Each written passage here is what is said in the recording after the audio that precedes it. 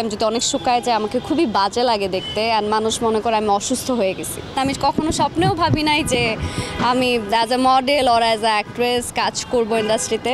Gold কিনে রেখে দিলে এটা একটা সম্পদ, আর ডায়মন্ড কিনে রেখে দিলে এটা একটা ওয়েস্ট ইনভেস্টমেন্ট। গোল্ড জমানো একটা সম্পদ যেটা ইন ফিউচার কাজে লাগবে। সামান্থা কি এরকম কিছু করে কিনা গোল্ড জমানোর ক্ষেত্রে?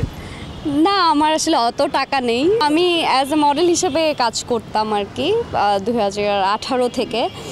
সো যখন কোভিড আসলো তখন আমার কাছে মনে হয়েছে বা আমার যে ফ্যামিলি আর কি, সো অ্যাজ এ মডেল তো আসলে অনেক ধরনের ড্রেস আপ করতে হয় বা নিজেকে আরও অনেক মেনটেন করতে হয়। সো আমার কাছে মনে হয়েছে আমি অতটা ফিট না, অ্যান্ড আমি অনেক যদি ডায়েট করি, আমি যদি অনেক শুকায় যায় আমাকে খুবই বাজে লাগে দেখতে অ্যান্ড মানুষ মনে করে আমি অসুস্থ হয়ে গেছি। অ্যান্ড আমার নিজের কাছেও মনে হয়, মানে একবার আমি ইচ্ছা করে অনেক শুকিয়েছিলাম, তখন আমার নিজের তখন একটা ফটোশ্যুট করেছিলাম, আমি আমার নিজেকে চিনতে পারছিলাম না, মানে এত খারাপ লাগে আমাকে দেখতে। সো আমার কাছে মনে হয়েছে আমি ভিজুয়ালের জন্য পারফেক্ট, অ্যান্ড সেটা আমার কোভিডের টাইমে হচ্ছে এই রিয়েলাইজেশনটা আসে।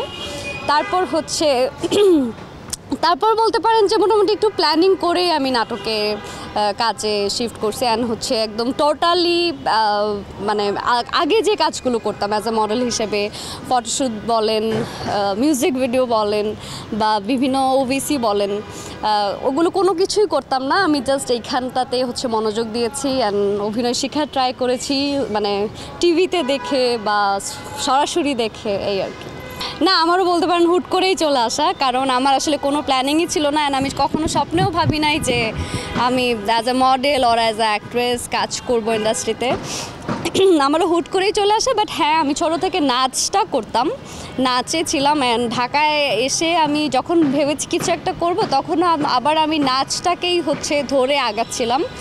এরপর ওখান থেকে আমাকে সামহাও কয়েকজন পিক করে বিভিন্ন বিজ্ঞাপনের জন্য। আমার ফার্স্ট বিজ্ঞাপন ছিল এয়ারটেলের একটা গ্রুপের একটা বিজ্ঞাপন ছিল।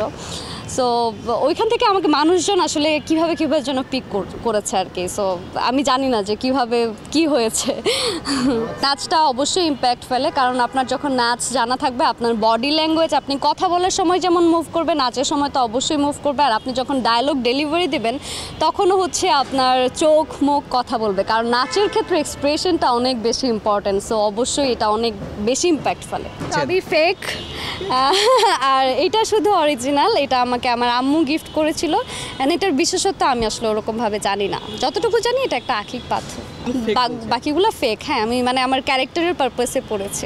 গোল্ড, বিকজ আমার মনে হয় যে গোল্ড কিনে রেখে দিলে এটা একটা সম্পদ, আর ডায়মন্ড কিনে রেখে দিলে এটা একটা ওয়েস্ট ইনভেস্টমেন্ট। গোল্ড জমানো একটা সম্পদ যেটা ইন ফিউচার কাজে লাগবে। সামান্থা কি এরকম কিছু করে কিনা গোল্ড জমানোর ক্ষেত্রে?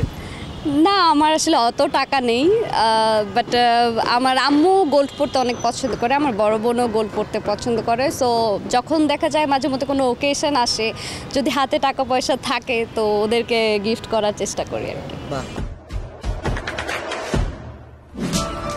দেশে দেশে সবার সাথে দ্য নিউজ।